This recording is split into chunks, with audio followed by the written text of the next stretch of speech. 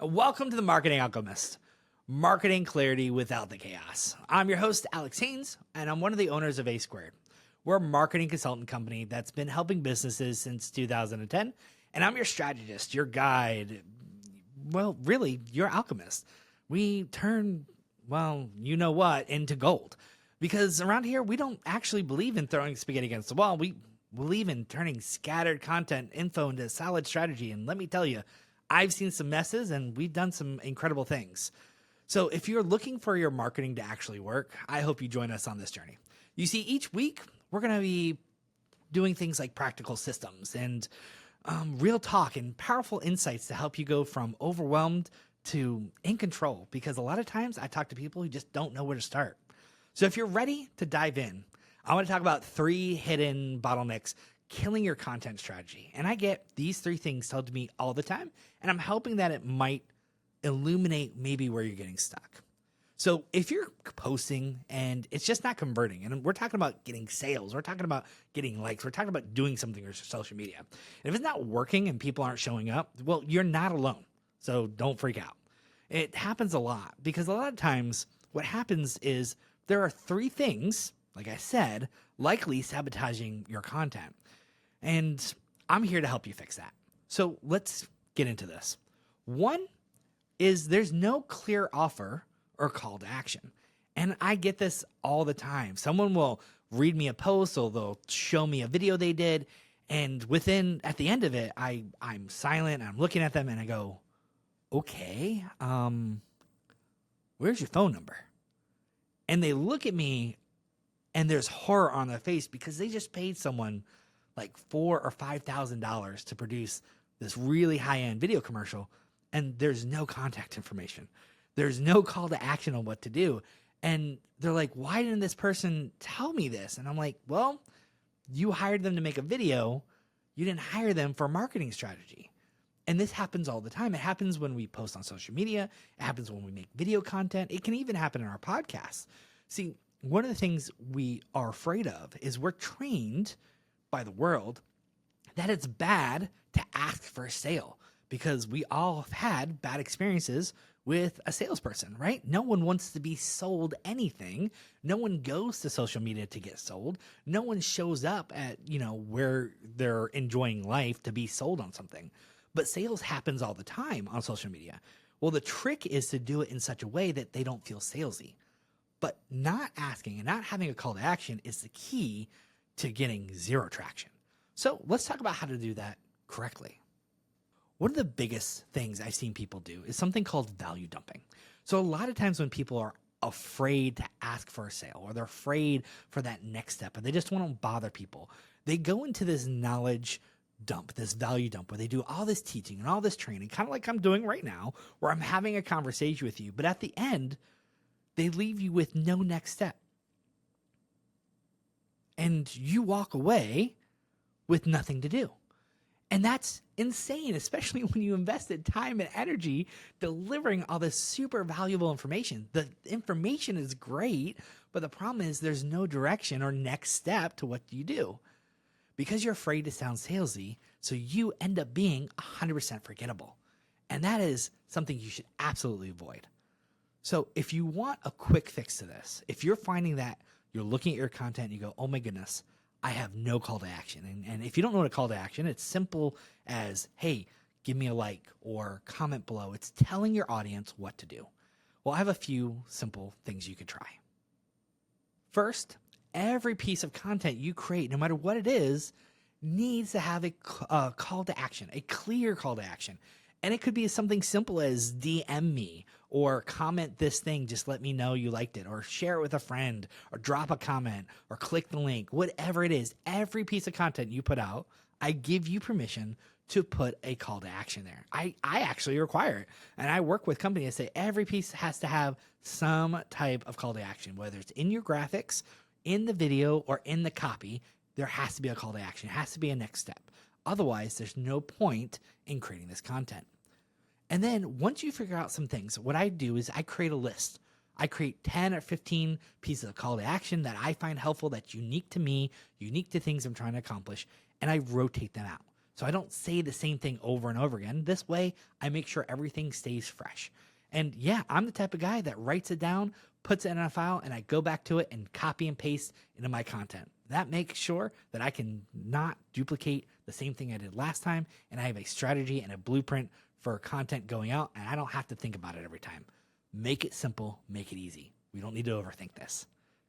2, and this I get more than anything else. Probably should have been number 1, but for the sake of today, it's number 2. Overthinking and inconsistencies. So let's tackle overthinking, because I get this all the time. I can't tell you how many people I've had sat down and had a conversation with, and they've said the following words. They've said, Alex, I'm not ready to put it out because it's not good enough yet. I'm afraid that no one's going to like the content. It doesn't look good enough. It's not perfect. Blah, blah, blah, blah, blah. Excuse, excuse, excuse. Really what it comes down to is I'm afraid of putting out the content because it's not absolutely perfect and someone's going to make fun of it. That's what I get told without them actually saying those exact words. And I can sympathize, because as someone who makes content on a regular basis, I am terrified that the content's not good enough. Always. That never goes away. So realistically, you just need to get over it. I hate to be blunt like that, but that's the truth. Perfect stops things from getting done. Don't aim for perfect, aim for getting done. Aim for good enough. Now, yes, what happens is over time, things will get better and better, and you'll find ways of making that content look better and start looking sharper and stand out even more. But start with consistency. Start with just getting it out there. Sometimes the biggest hurdle is just putting it out.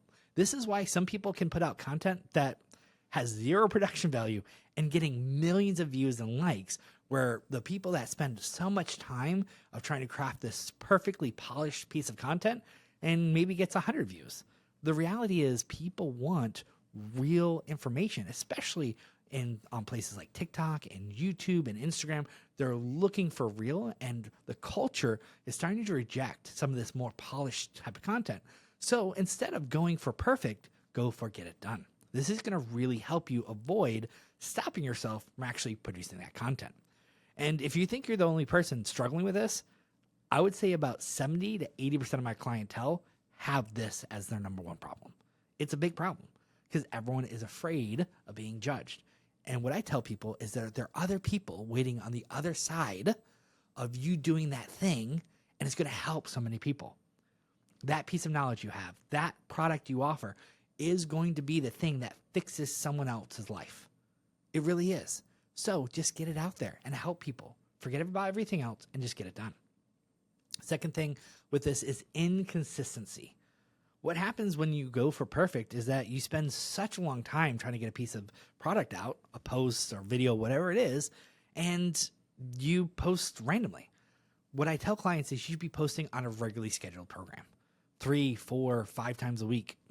3 is the minimum in my mind. Should absolutely be more than that, but start with 3. If you can't start with anything, 3 is a good number. 3 times a week, every other day post. What happens is your client gets used to that, the people that you're trying to get to your audience, and they'll come back for more information. They go, oh, today's Monday. I know they're going to post about X, Y, and Z, and I want to see that fun clip or that video you made or that post or whatever it is. You will train your audience to come back, and they're expecting to get more information. But if you don't post consistency, what happens is a couple of things. Well, the algorithm is going to punish you, and that's a big thing. We want to make sure that algorithm is really happy. 2, that your actual audience is not expecting it. So they'll start ignoring you. They won't get those notifications because they're not seeing your stuff pop up on their timeline. They're not seeing you post regularly. So they will forget about you and they'll move on to someone who's going to give them that content. It's better to give them that content, have them coming back to you day in and day out, than just give them that one perfect piece of information. Consistency matters. So one of the things I tell people to do is have, instead of a goal of perfect, have a minimum standard. And when I talk about minimum standards, I am talking bare bones, the least we have to do to get it out. Things like, hey, all our posts should have our logo. Everything should be spelled correctly and run through a spell check. That's what I mean by minimum standard. Good enough to get it out. This is going to make your content much faster and get out sooner and scheduled, and it's not going to keep you from getting things done. And I suggest things using tips like batch creating content with Canva, using templates that are already done for you. You just got to drop in your graphics. Super easy. Your photos can go into templates. They still look really good. And of course, leveraging AI. AI is huge for content creation. It will simplify your workload. It will help you get stuff done faster, and it even looks good. This will make your life a lot easier. Embrace AI. Now, last thing, number 3, the wrong format for the right message. And this is less of a problem, but it can be a problem. You're saying the right thing, but maybe it's in the wrong way. Understanding your ideal client, where they like to hang out, and what they like is key to making sure you deliver in the right format. And there's an easy fix for this, and we'll get to that last. But really what happens is your messaging needs the right look. And it could be something like this, a video or a podcast that's sharing information. Or it might be writing, where it's a written out piece of content, or a post on Facebook or Instagram, or a short like TikTok or YouTube shorts. Or it could be a carousel image where you're swiping and there's information and graphics, or even SEO heavy where it's going to be on a blog or LinkedIn. All of these different formats will be delivered to people in their unique way, and they're going to receive it, and you have to understand what your client wants and expects. Well, one of the ways to tackle this, and this is the easiest thing to do, and then look at analytics, is to actually create one piece of content and then repurpose that to all the different formats. So you can do something like I do. We create a podcast video, and then we take that podcast video, break it down into shorts, turn some of those posts and those shorts into written posts for social media, along with screen grabs and graphics. And then we turn that into shorts for YouTube. And like I said, TikTok shorts as well from a long piece of content like this. I can take the main points and turn this into a written blog, put that on LinkedIn. I can do a deeper version, write a whole article, maybe double the length, put it on my website, and that's going to be SEO friendly with clickable links to even the offer we have at the end of this video. All that are different ways to present this information. What that's going to do is you can then look at how everything works. Your audience is going to tell you which of those things they like the most. If they're only going to your TikTok, guess what you need to make more of? More TikTok videos. If they're only reading your blogs or only looking at written content, then you need to double down and do more written content. It's less about what you want to do and more about what your client wants you to do, or your end person who's going to buy from you. This way, when you put to all the different formats, you can start looking at those analytics and see what does best. A quick tip on how to use analytics. Remember, at the end of the day, it's not just about eyeballs. If you're a business and you're looking to convert, you need to understand what your win is. If your win is getting someone into a DM or into a messaging service or a lead and turning them into a sale, well, that is the goal you need to track. You don't care as much about impressions as you do about ROI or getting that sale. So make sure that when you're looking at how people are interacting with your content, you need to track what your actual goal is. Maybe you do want market share. Well, that's going to be focusing on views and how many people are seeing it and how new people are seeing it, right? If you're looking at sales, it's more going to be how many people are DMing you, how many people are going to your lead capture pages, and how many of those you're actually converting into sales. There are different ways to look at the analytics, and you'll have different results for the content you're looking for depending on what your strategy is for your marketing. Obviously, this could lead into having a deeper conversation about what your content should be doing for you. These 3 tips are going to help you quickly start getting more traction and better results. So, of course, every piece of content has a call to action, and I'm going to give you my call to action, something you can copy for yourself. So my call to action is simple. In the show notes, in the video, somewhere there's a link to a free content strategy fix sheet. Absolutely free. You can grab it and it'll have these notes and these show notes that you can use to help your business. Or if you want to go even deeper, you know that you need some help, we have online coaching classes and one-to-one booking that you can do if you want to sit down with someone like me or one of my team members to really dig into what you need help with and strategize in getting your marketing to that next level. Well, I hope this podcast was helpful. I hope we were able to turn this little problem into a little bit of gold and that help you into your next step. This has been the Marketing Alchemist, helping you turn chaos into strategy.